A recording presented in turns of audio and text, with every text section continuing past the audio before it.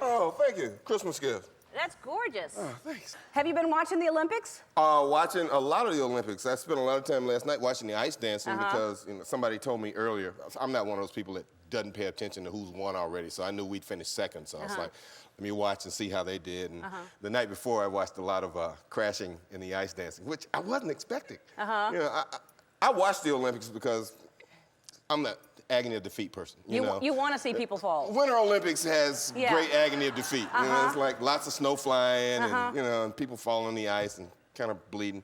So I wasn't expecting a lot of falling in the ice dancing, but I got a lot of that.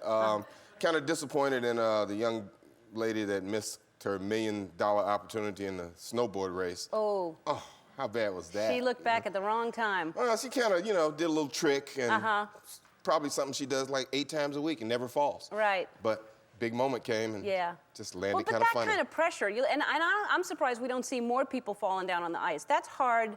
That's so hard. To me, ice skating is just you're balancing and you're lifting people up and... Well, ice skating's a little tricky to me because they got that little jagged thing in the front of the ice skate. Yeah. So I stopped using those and started using hockey skates when I went to skating rinks because you got hockey skates on, you can skate really fast and you stop, you like throw ice up on people. But all you got to do is like put your foot down funny on an ice skate.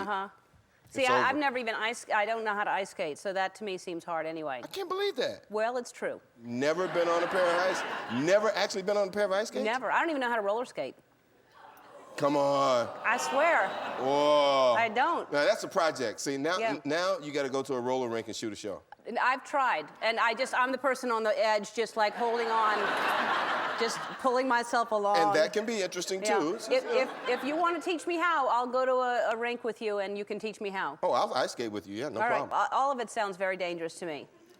All of it seems that within seconds I'll see feet in front of me doing that. Fun and momentum. Yeah. Well, believe me, you won't see your feet, but we will. Yeah, I see, yeah.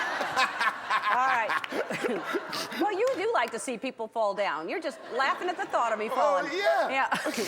Now, do you do your stunts? I can't believe I said you've been in over 100 movies. Do you have, like, anything that you did that you're really proud of in any of these movies, stunt-wise? No. No.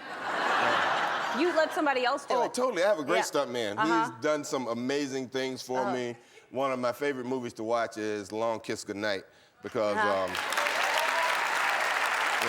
mean, not just because Gina Davis is like the toughest heroine I've ever seen in a movie, but there's this one particular scene where the bad guy is about to kill me and the building explodes and my character gets blown out of a window through the motel sign into a tree.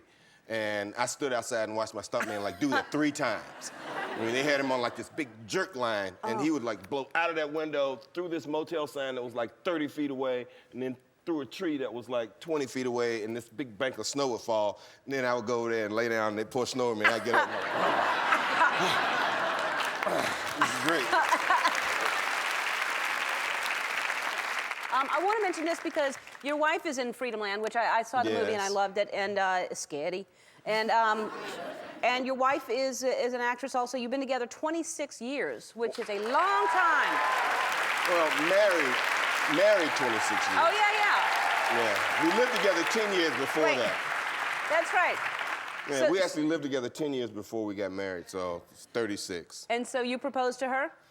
Actually, I came home one day and she kind of had these stack of things and she gave me one and said, you know, be here. And I looked at it, it was like, oh, wedding invitation, right. Okay, all right. And it happened to be on a Monday because we were all doing theater in New York and she had all these girls that were gonna be bridesmaids. She had like 23 bridesmaids. So we had to have it on theater day off, and it was a huge production. It was 23 bridesmaids. I had to borrow friends to walk with all these girls.